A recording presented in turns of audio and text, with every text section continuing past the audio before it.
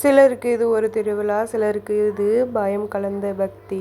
ஆனால் எங்களுக்கு இது எங்கள் ஊரின் பாரம்பரியம், எங்கள் முன்னோர்கள் காப்பாற்றி வைத்த நம்பிக்கையும் கூட. இது போல் ஊர் திருவிழா வீடியோக்கள் பார்க்கணும் அப்படின்னா லைக் பண்ணுங்கள், ஷேர் பண்ணுங்கள், சப்ஸ்கிரைப் பண்ணிக்கோங்க நம்ம சேனலை. எல்லோரும் நம்ம வாழ்க்கையில் ஒரு நேரத்திலாவது என்னை யாராவது புரிஞ்சுக்கிறாங்களா அப்படின்னும், என்னை யாராவது புரிஞ்சிக்க மாட்டாங்களா அப்படின்னும் அமைதியாக அழுதுருப்போம்.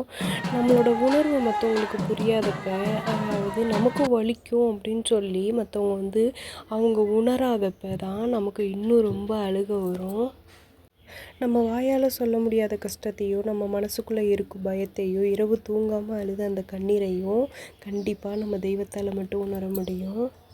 கண்டிப்பாக நம்ம காயத்துக்கு மருந்தாகவும், நம்ம கண்ணீருக்கு பதிலடியாகவும் சந்தோஷமாக ஒரு நாள் வாழ்க்கையை மாற்றி காட்டுவாங்க.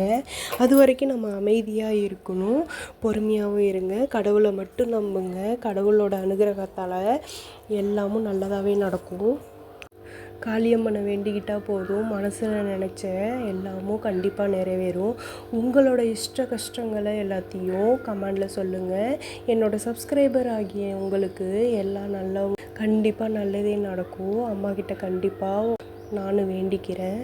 நம்மளை யார் மறந்தாலும் கடவுள் ஒருபோதும் மறக்க மாட்டாங்க. ஏன்னா நம்ம அவங்களோட ஆசை பிள்ளை, செல்ல பிள்ளை. ஸோ ஒரு தாய் ஒரு பிள்ளைக்கு என்றைக்குமே கெடுதல் செய்ய மாட்டா. நம்ம நம்பிக்கையோடு காத்திருப்போம், கைகூப்பி அவங்கள மட்டுமே நம்ம மனசார வேண்டிப்போம். கண்டிப்பாக நல்லதே நடக்கும்.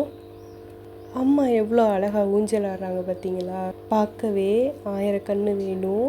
மனசார உங்கள் வேண்டுதலை வேண்டிக்கிங்க, கண்டிப்பாக நல்லதே நடக்கும். எல்லோரும் எல்லா வளமும் பெற்று நல்லாவும் இருப்போம். நல்லதே நினைப்போம், நல்லதே நடக்கும் கண்டிப்பாக.